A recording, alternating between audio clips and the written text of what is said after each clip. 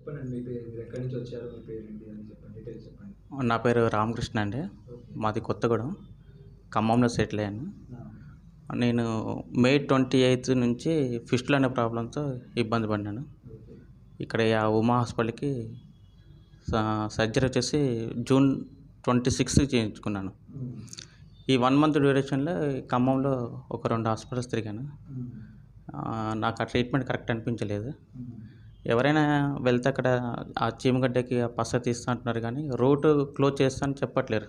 Okay. Starting నాకు fistula అన్న దాని గురించి నాకు ఐడియా లేదు.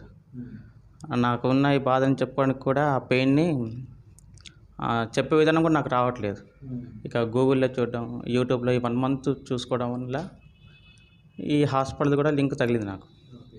అలా చూసుకొని మళ్ళీ ఖమ్మంలో ఉంటాను కాబట్టి నేను కొంచెం వాళ్ళ వీళ్ళని అడిగాను. ఫీడ్‌బ్యాక్ బాగా వచ్చింది. ఓకే. సరే వచ్చి చూద్దాం ఒకసారి ఎలా ఉంటదో ట్రీట్మెంట్ అన్నట్టు వచ్చాను. ఆ! వచ్చాక డాక్టర్ గారు మాట్లాడిన విధానం బట్టి హ్మ్. నాకక్కడ ఉన్న సెగ్గడ్డ లాగా ఉన్నదని నాకు చూపించడం జరిగింది. హ్మ్. నాకు ఒక క్లారిటీ అనిపించింది. నాకు కరెక్ట్ మాట్లాడిన 5 మినిట్స్‌లోనే మీ ట్రీట్మెంట్ ఇట్లా క్షారసూత్రం చేస్తాను.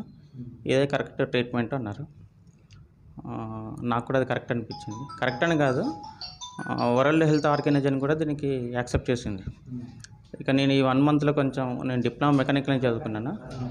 ఈ 1 మంత్‌లో గూగుల్‌లో సెర్చ్ చేయడం, హ్మ్. తెలిసిన వాళ్ళతో షేర్ చేసుకోవడం వల్ల హ్మ్. ఈ ట్రీట్మెంట్ తప్ప దీనికి వేరే ట్రీట్మెంట్ మరొకటి లేదండి. ఆ! ఇదే కరెక్ట్. 98% ఇది రూట్ మొత్తం క్లోజ్ అయిపోద్ది ఓకే. అన్నట్టు ఇక్కడికొచ్చి నేను ట్రీట్మెంట్ తీసుకున్నాను. అదే. 26థ్ జూన్ జరిగింది. హ్మ్.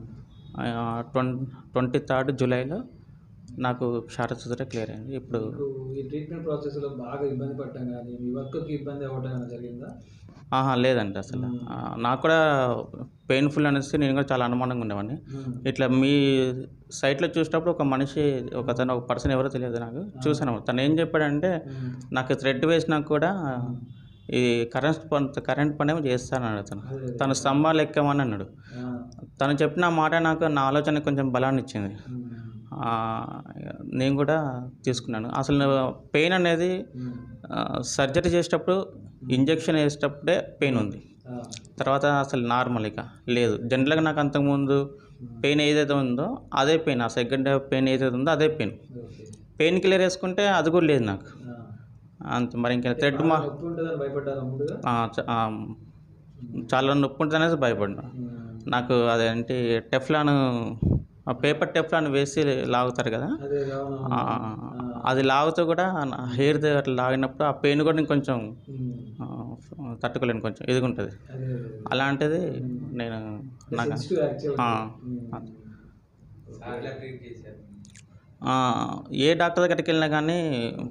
ఆ డాక్టర్ నీకు ఈ విధంగా ట్రీట్మెంట్ చేస్తా అని చెప్పట్లేరు. హ్మ్. సార్ దగ్గరికొచ్చినాక మీకు క్షారసూత్రం ఉంటది. సర్జరీ టైంలో కూడా మీకు ఇలా చేస్తా, అలా చేస్తా అని చెప్పడం వల్ల హ్మ్. అతను మనతో చేసిన డిస్కషన్ సారు ఆ 5 మినిట్స్ మనకి కొంచెం స్ట్రెంగ్త్‌నిచ్చింది మన ఆలోచనకి. హ్మ్. అది మాత్రం చాలా బాగా నచ్చింది నాకు. ఓకే. థ్రెడ్ చేంజ్ చేసేటప్పుడు కూడా అమ్మ ఇవాళ ఇంజెక్షన్ వేసేటప్పుడు కొద్దిగా పెయిన్ ఉంది కదా! హ్మ్. మళ్ళీ థ్రెడ్ చేంజ్ చేసేటప్పుడు సేమ్ ఇంతే ఉంటదేమో హ్మ్. అనుకున్నా. ఇంజెక్షన్ పెయిన్ తప్ప మరి ఇంకోటి ఏం లేదు. కాకపోతే సైకాలజికల్‌గా హ్మ్. అక్కడ క్లీన్ చేసేటప్పుడు అట్లా ఆ చిన్న పెయిన్ లాగా అనిపించింది. ఓకే. అంతేకాని అది పెయిన్ కాదు. ఆ థ్రెడ్ చేంజ్ చేసేటప్పుడు అసలు పెయినే లేదు అసలు. ఓకే. వచ్చింది కూడా నా సిట్టింగ్ జాబ్ నాది. ఆ! ఆ స్పైనల్ కార్డ్‌కి ఇంజెక్షన్ అవాయిడ్ చేయాలనంటే ఇక్కడికి వచ్చాను. ఓకే. అసలు నేను థ్రెడ్ మార్చుకున్న ఒక 2 డేస్ జనరల్‌గా రెస్ట్ తీసుకున్నాను. అవసరం లేదన్నారు డాక్టర్ గారు. ఓకే. కానీ నేను నాది కంటిన్యూ జర్నీ విజయవాడ, గుంటూరు తిరుగుతూ ఉంటాను నేను. అంటే ట్రీట్మెంట్‌లో కూడా తిరుగుతా ఉన్నారు. ట్రీట్మెంట్‌లో కూడా తిరిగాను నేను. విజయవాడ కూడా మెట్లు చాలా హెవీగా ఉంటాయి. అదే. ఎక్కడం దిగడంలో కూడా నాకేం పెద్ద ఇబ్బంది అనిపించలేదు. ఓకే. పెయిన్ అనిపించినప్పుడు పెయిన్ కిల్లర్ వేసుకున్నాను అంతే. ఆ 1 వీకే వాడాను పెయిన్ కిల్లర్. ఓకే. ఆ 1 వీకే యాంటీబయాటిక్ టాబ్లెట్ వాడాను. తర్వాత అసలు టాబ్లెట్ లేదు. మరి ఇంకేం లేదు. ఓకే. స్టాఫ్ ఎలా సహకరించారు మంచిగా అంతా? Okay sir. బాగుంది వాళ్ళది. హ్మ్.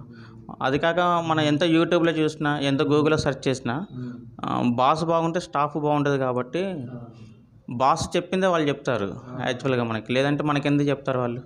అవునవును. థ్రెడ్ మార్చినాక మీరు వాష్‌రూమ్‌కెళ్ళినప్పుడు థ్రెడ్ తగిలే ఛాన్స్ ఉంటుందంటే స్టాఫ్ చెప్పారు ఈ మాట నాకు. ఓకే. కరెక్ట్ ఇది. థ్రెడ్ తగిలే ఛాన్స్ ఉంటదండి. హ్మ్. అంత అని చెప్పడం స్టాఫ్ చెప్పడం నాకు కరెక్ట్ అనిపించింది. లేదంటే నేను లాగేసేవాడిని. అదే. మనకి ఎంత తెలిసినా ఎంత యూట్యూబ్లో చూసినా కానీ ఈ స్టాఫ్ చెప్పేది వింటూ ఉండాలి. ఎందుకంటే సార్ చెప్తాడు కాబట్టి ప్రతిదీ మనం డాక్టర్ని అడగలేము మనం. అదే. మనతో స్పెండ్ చేసిన టైంలో ప్రతిదానికి కూడా. అందులో మనం ఇంటికి వెళ్ళినా కూడా మనకి ఏమైనా డౌట్ అనిపించినా వీళ్ళకి కాల్ చేస్తే స్టాఫ్ కోఆపరేషన్ బాగుంది. ఇప్పుడు హ్యాపీగా ఉన్నారా? 100%. ఓకే. Thank you. మాత్రం 100% రాంగ్ అండి. రాంగ్ అంటే ఇది చెట్టులాగా పెరిగిపోతూ ఉంటుంది బాడీలో. ఇక అదే.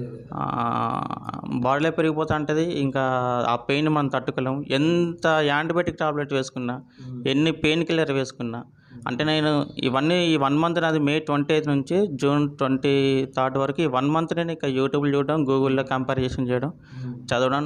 బ్రీఫ్ ఇంగ్లీష్ రాకపోయినా మళ్ళీ గూగుల్ సెట్ చేశారు అయితే. చాలా సెర్చ్ చేశాను. బ్రీఫ్ ఇంగ్లీష్ రాదు కాకపోతే నేను డిప్లొమా మెకానికల్ ఇంజనీరింగ్ చదువుకున్నా. గూగుల్ ట్రాన్స్లేట్ ఉంది కాబట్టి ట్రాన్స్లేట్ చేయగలుగుతాం. ఇదే కరెక్ట్. ఈ ట్రీట్మెంట్ దీనికి ఇదే కరెక్ట్. ఈ ట్రీట్మెంట్లో అసలు ఏదో చిన్నప్పుడు చదువుకున్నాం వైద్యం నారాయణ హరి అనేసి. డాక్టర్ గారు మాత్రం ఈ విషయంలో 100% హరిలాగానే కనిపించారు నాకు. Okay. Thank you. Okay. Thank you sir. Thank you.